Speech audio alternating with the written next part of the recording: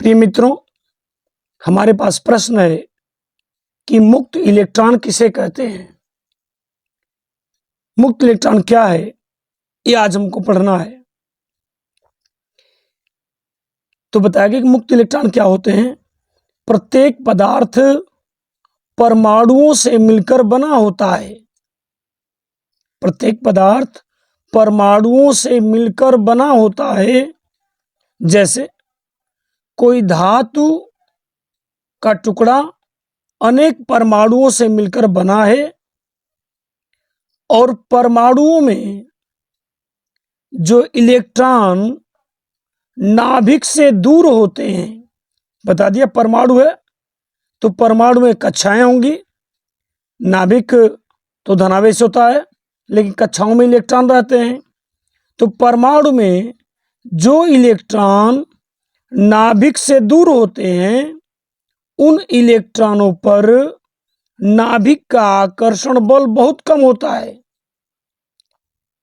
इसके बारे में हमने पढ़ा है कि परमाणु में जो इलेक्ट्रॉन नाभिक के करीब रहते हैं उन पर नाभिक का आकर्षण बल ज्यादा होता है, लेकिन जो इलेक्ट्रॉन नाभिक से दूर होते हैं उन पर नाभिक का आकर्षण बल बहुत कम होता है, जिसके कारण थोड़ा सा विक्षोभ यानी डिस्टरबेंस होने पर, डिस्टरबेंस का मतलब क्या है, जैसे टेम्परेचर है, वह वातावरण का टेम्परेचर बढ़ घट गया तो वही विक्षोभ हो जाएगा।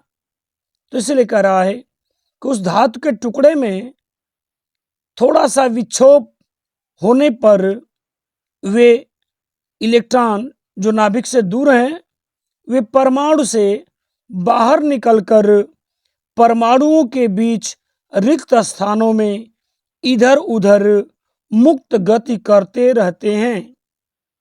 इन इलेक्ट्रॉनों को ही मुक्त इलेक्ट्रॉन कहते हैं, क्योंकि ये इलेक्ट्रॉन परमाणु से तो बाहर निकल गए लेकिन परमाणुओं के बीच में जो खाली जगह है उस खाली जगह में इधर उधर गति करते रहते हैं, मुक्त गति करते रहते हैं। इन इलेक्ट्रॉनों को ही मुक्त इलेक्ट्रॉन कहते हैं।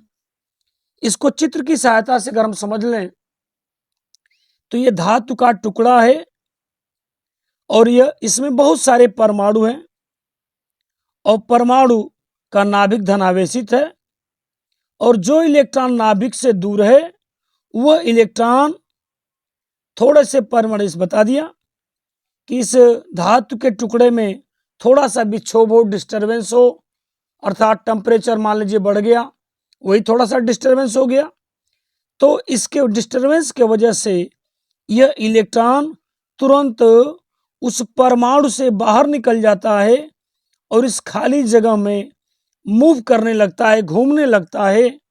इस इलेक्ट्रॉनों जो इलेक्ट्रॉन यहाँ हैं इन इलेक्ट्रॉनों को ही मुक्त इलेक्ट्रॉन कहा जाता है।